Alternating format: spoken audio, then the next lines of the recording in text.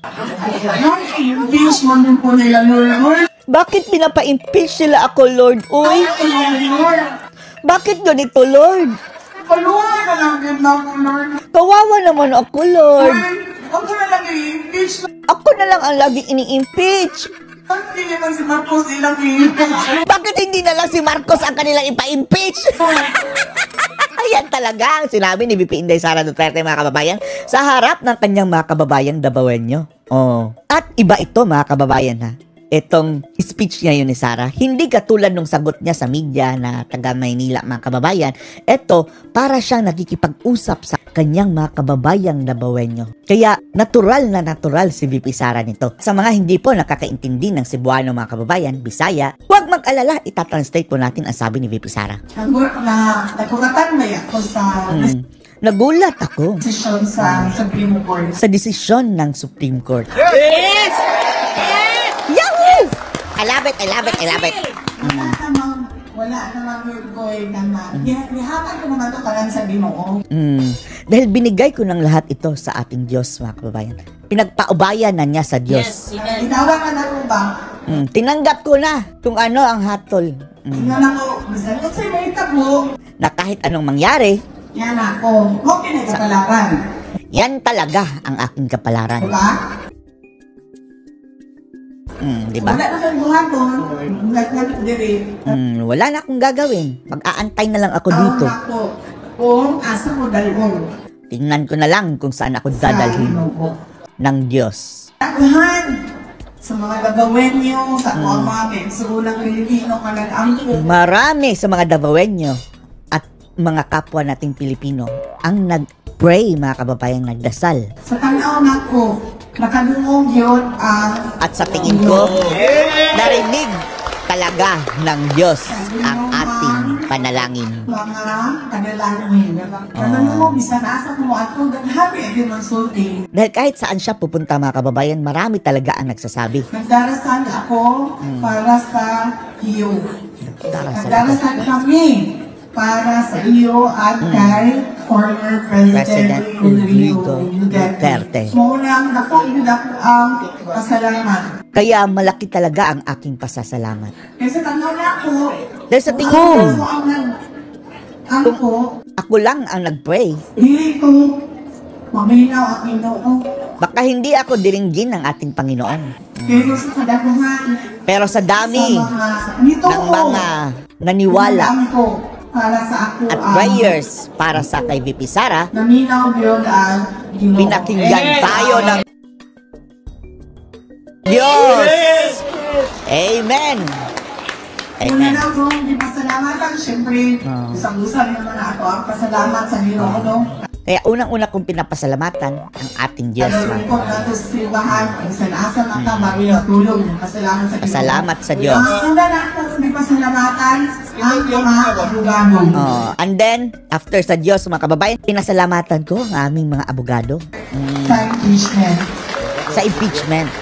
Bawa mo, Alam nyo ba ang panahula ko, kung gaano kahirap nung mga panahong iyon? ako, abogado. Nung naghahanap pa ako ng abogado. 2023, naging ako, abogado para 2023 yun, nung naghanap ako ng abogado sa impeachment. para sa impeachment. Kahit katong isang Castro, dami na silang Castro, di ba? Dahil yung isang Castro, dalawa silang Castro, di ba?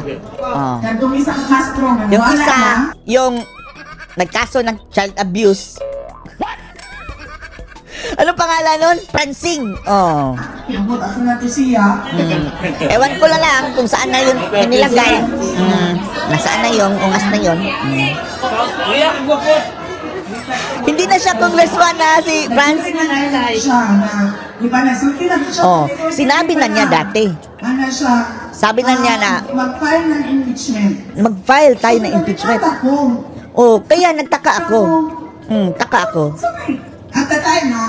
At that time, Mag-file ng impeachment. bakit magpa-file sila ng impeachment? Nagtataka daw si VP Sara Duterte, mga kababayan. Wala akong gibuhat. Wala akong ginawang masama. Kunin. Bakit ganito? 2023 pa yun, ha? Hanggang natot si Senator Amy Marcos. And then, nakiusap ako kay Amy Marcos. Ang sabi ko kay Amy, So, Olvi, kausapin niya natin yung bangag. Hindi na sinabing bangag, mga kababayan. Kausapin nga natin yung kapatid mo. Ano nga ni House of Representatives? Bakit itong House of Representatives nagpaplano ito ng impeachment laban sa akin? Istorya min. So nag-usap kami. Dito na ako na yung balaan na ginoon. Doon ko na nalaman na totoo. 2023 pa yan, mga kababayan, ha? 2 years ago. Nalaman ni VP Sara na totoo ang impeachment dahil inamin ni Bangag. Yan na ay istorya sa October And 2023. Then October Dito na ako 2023. yung balaan na istorya sa impeachment. Dito po na ako na yung balaan na naay People's Initiative. Doon din ko nalaman na mayroong People's Initiative 2023. October. As early as October 2023. October 2023. As Yeah. early na.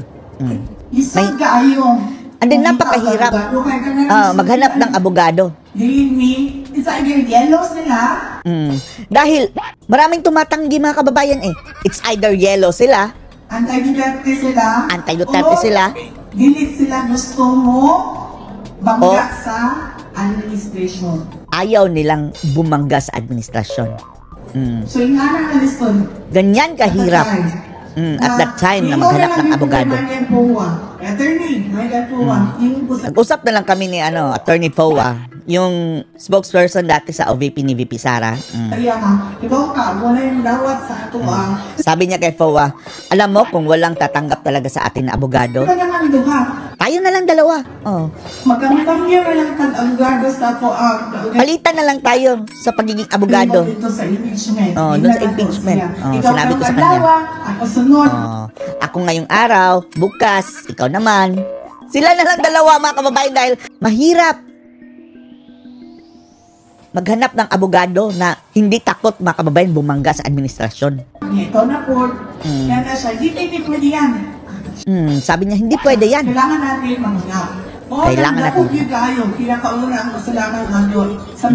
Kaya, napakalaki talaga ang pasasalamat ko sa ating mga abogado. Members sa defense team. Sa members sa defense team. Opisina. Yan yung mga nabuwa. Kung ang Fortune Narvasa. Fortune Narvasa. Hindi basta-basta, mga kababayan, mga abogado, ha? Fortune! Mabuti naman tumanggap. Para sa inyo, ha? Mga And then, Davaoenyo. Nagpapasalamat ako sa inyo. Secondly, sa mga Davaoenyo. Mahal sa inyo mga represented sa mga petitioners dito sa isang Dahil lalong-lalo na yung mga nagre-represent, mga kababayan, sa mga doon sa petisyon sa Korte Suprema. Case. Sa isang case. Mga kaso mag-isaka sa Supreme Court. Ang isa na ako, kailangan i-question. Dalawa kasing case na isinampa doon sa Supreme Court. Ang isa, sinampa ng kampo ni VP Sara, at yung isa, mga kababayan, final ng mga grupo ng tao dyan, mga Davaoenyo. Ito, sa unconstitutionality. Para questioning an unconstitutionality Nagibuhat nila sa proseso. na ginawa Kung nila sa proseso. ikaduha, gikan sa Davao City. Kung makahinungdo po, sila attorney, Kung naalala nyo, sina Atty. Torion, sila attorney Delgra, Atty. Delgra, mga konsihal, i-represent nila ang kalaghanan sa mga Davaoenyo. nirepresent nila ang karamihan sa mga Davaoenyo. Nag-file sila ang case. Nag-file sila ng case doon sa Supreme Pasalamat Court. ko, tungod guys. Nagpapasalamat ako talaga dahil Hindi lang kami. hindi lang kami. Hindi lang ang defense. Hindi lang ang defense. Patunay mali.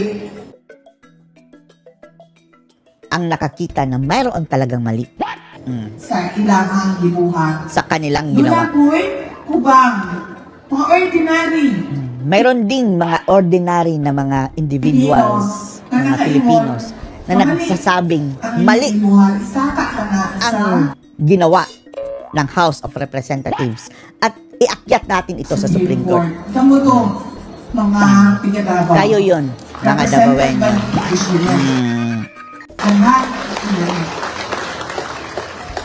Kasunod, pasalamatan ako Ang sunod na papasalamatan ko, mga tao sa mga supporters nato sa social media. ang mga supporters natin sa social media, kabilang na tayo doon, mga kababayan. Thank you daw, sabi ni VP Sara, na hindi nagsasawang nakipag bardagulan sa mga, ewan lang natin kung AI lang yung Ang daming mga negative commenters, mga kababayan, no, na nakalock ang profile doon sa social media. Baka AI lang ang ating kinakalaban nito. Pero at least mga kababayan, sinasagot natin dahil baluktot ang kanilang mga naratiba eh. Ito nga po, sa lain-lain na mga lugar. At mga supporters sa iba't ibang lugar ng Pilipinas. Pinapasalamatan din ni VP Sara, mga kababayan, mga kaibigan natin, kasama natin sa social media. Yung mga nag-organize ng mga rally dito sa Davao, sabi niya. Salamat po. Na maraming salamat.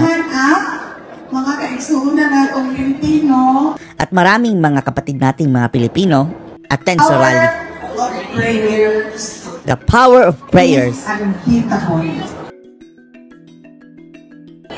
is unbeatable. Election? Election sa barangay ko. Wala daw. Nagsugin ko ay. Senator Amy, na ipaibalo daw sa inyo na wala eleksyon. Sabi daw ni Senator Amy na ipaalam sa inyo na walang eleksyon sa barangay. Ngayong December, wala. So, hindi matutuloy mga kababayan ng eleksyon sa barangay sa 2025.